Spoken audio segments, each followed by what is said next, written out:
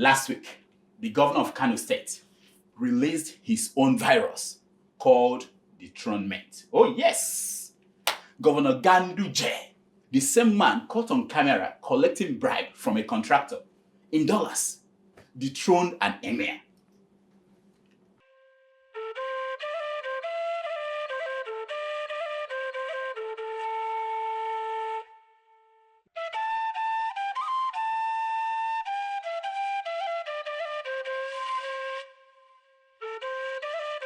Look at him in action.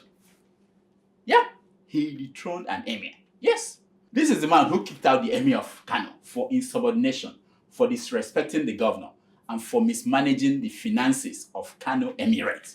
Talking about mismanaging finances. Yeah, look at the Emir leaving the palace.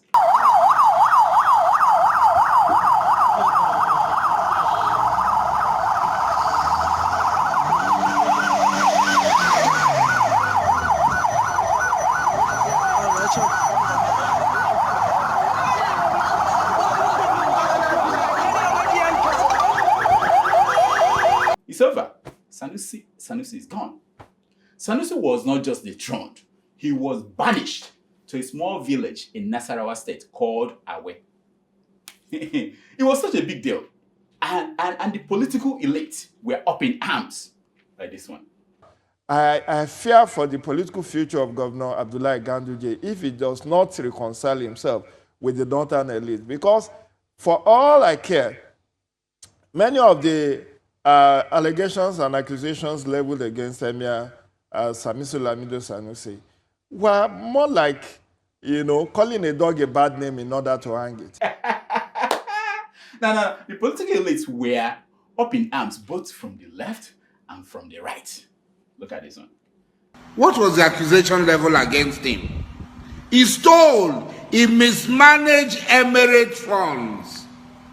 This is a man talking about poverty in the north, a man talking about trying to bring a revolution in the north.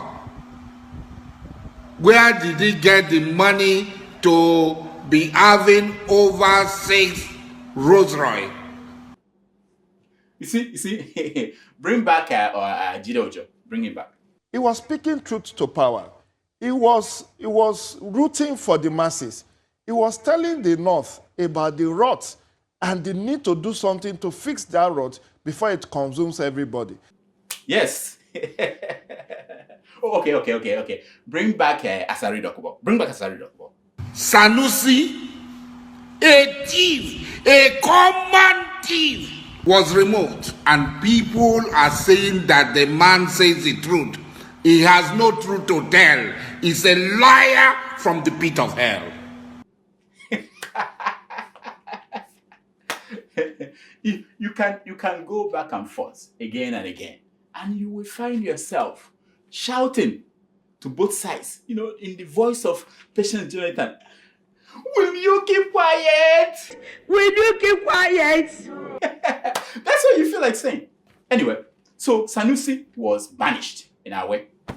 His lawyers went to court, and the court said that this is no longer 18th century northern Nigeria, that Governor Ganduje has no right to banish a Nigerian citizen. Ooh. In fact, if Ganduje had the right to banish Sanusi, then for collecting bribe with his 2 hands, that his hands should have been chopped off according to 18th century northern Nigerian laws. Nonsense. So Sanusi left Awe and went to Lagos, which is where he belongs. He belongs to Lagos, where they speak grammar. On arrival in Lagos, the pastors came in one after the other. When you get to Lagos, that's the next thing that will happen. Pastors. Here is one of them praying for Sanusi. Watch. Father, we pray for Nigeria. Yes. We ask that Nigeria will change. Amen. We ask that Nigeria will accept the truth and promote your son beyond what anybody could have ever imagined. Yes. The next talk is about what is in stock for the former emir. Like everything in Nigeria, it is now conspiracy time. Some people are saying that, this is all a plot for the emir to run for, former emir, to run for president in 2023. But Sanusi has something to say about that. Watch. Yes, I think if I go into politics, it will destroy everything I've done. And there's no way that you could be persuaded to rethink that attitude? And not to what I've seen in politics. I've been in Abuja long enough to know that I cannot survive 1 year in that space. No. Let's go back to some of the things that Sanusi said that pissed off northern Nigerian leaders. Watch him. Now, because of the condition of northern Nigeria, it is almost cliche now to say, if you are seen as normal, if you're a governor in the north or a leader in the north, and if you are seen as normal in the sense that you continue to do what your predecessors have been doing the same thing which has been normalized, then there's something wrong with you. You are part of the problem.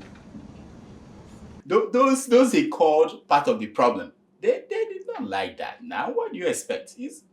What about this one? If we don't listen, there will be a day when there will be a constitutional amendment that addresses this issue of quota system and federal character. The rest of the country cannot be investing, educating its children, producing graduates, and then they watch us, they can't get jobs because they come from the wrong state, when we have not invested in the education of our own children. Now, instead of throwing these things back at Sanusi, like saying to him, what have you done? What have you done to solve these problems that you are always pointing out? What have you done? They thought that removing him from office would solve the problem. No, it won't solve it. For instance, apart from taking billions of naira from the central bank and giving it to Kano State when he was the central bank governor, what has he done? What else did he do? The money, the money that he used to buy Rolls Royce, decorate the palace, could have been used, to show Dantata and Dangotes and the Abachas of Kano how to deal with some of these problems. It's not just about the government. People can do things on their own. Sanusi talked about the importance of girls going to school before getting married. His daughter went to school before getting married. But he married an 18-year-old girl as his fourth wife and then sent her to school in London. Can you imagine that? Sanusi talked about men without the means marrying 4 wives as a source of poverty in northern Nigeria.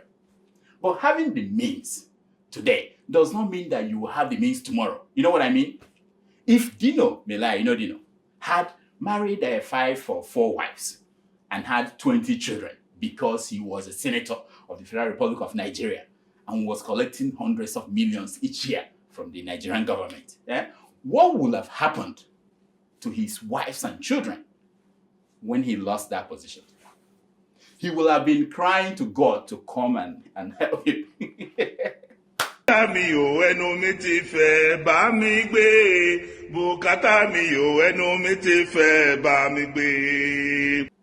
he did. You know what I mean? To fully understand Sanusi, we need to start from the beginning.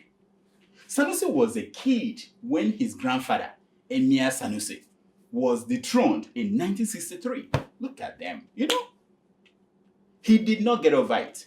It defined him. Sanusi Lamido Sanusi studied economics at Ahmadu Bello University in Zaria. And then, after that, he went to Sudan, where he studied Sharia and Islamic studies. When he came back, something happened. There was a crisis in the north, in Kano particular then, that led to the murder of an Igbo man over, according to what they said now, that his wife desecrated the Quran. There were 9 people there who were accused of killing the man. They cut his head and they were carrying the head around the state of Kano. Emir Sanusi was part of the gang, according to that story. Wow, wait a minute. Is that man saying that Sanusi was part of the gang that allegedly stormed a police station in Kano and seized Gideon Akaluka? Is that what he's saying? Akaluka, who was locked up there when a mob wanted to kill him.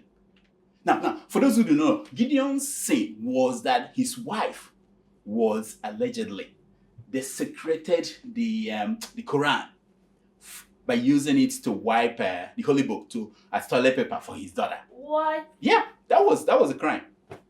Is that man saying that Sanusi's group broke into jail, took Akaluka, beheaded him, and paraded his head around Kano? Is that what he's saying?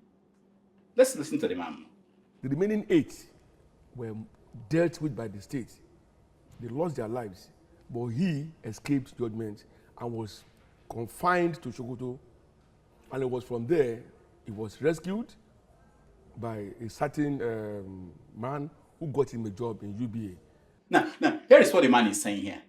For his involvement, Abacha wanted to deal with Sanusi, but First Bank chairman then, Umar Mutalab, pleaded with Abacha not to.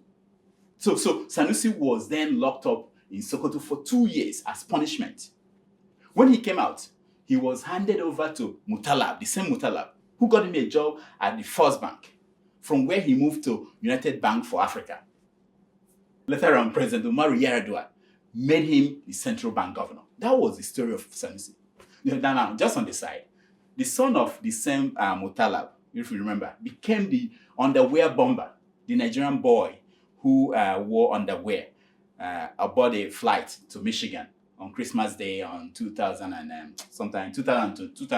Yes, that is the brief history of Sanusi Lamido Sanusi. Of course, when President Jonathan was in power, Sanusi was a whistleblower who alleged that billions of dollars were missing at the NNPC. He also forced some banks to close in a process that many said was unfair. Now, he was removed as the central bank governor, and Kano State governor then, Kwankwaso, immediately made him the Emir of Kano. The reason why Kwankwaso did that partly was, as a way to save him from further humiliation. History repeats itself. Now, his childhood friend, Governor El Rufai of Kaduna State, is already giving him appointments to save him from further humiliation. Look at the headline. Some people are even saying he should curate an emirate and make him an emir of Kaduna. Now, our forefathers said that he who does not know what killed his father or his grandfather is going to be killed by the same thing. If diabetes killed your father or your grandfather, diabetes is going to kill you, most likely. If greed killed your father or grandfather, greed is most likely going to kill you. If grandstanding killed your father or your grandfather, grandstanding is most likely going to kill you. Sasha! Tweet that out. Let them give it to them. Unless you do something about what killed your father or your grandfather, the same thing is going to kill you. Now, most people do something. What you do depends on your interpretation, the one you give to what happened to your father or your grandfather. The lessons from the rise and fall of Sanusi are this. A lot of Nigerian political actors, out of sheer desperation, use the first part of their lives to destroy the last. Sasha! Do your job. They use the first part of their lives to destroy the last. You know what I mean? The story of Sanusi Lamido Sanusi is another classic example. Hello! If you live in the UK or the US or in Canada or in Italy or in Ireland or Spain, and you send money to Nigeria or to Ghana or to Kenya or Tanzania or even Uganda, this is your lucky day. Download SendWave and use it to send money home. Join hundreds of thousands of others who are already using SendWave. SendWave is safe, secure, reliable, fast, and more importantly, it is free. Absolutely no fees. For your first transaction, use the promo code DOCTOR and SendWave will add $5 or €5 or £5 to the money that you are sending home. Dash, just because you know me. Dr. Damages. What are you waiting for? Go and download it from your app store. Thank you.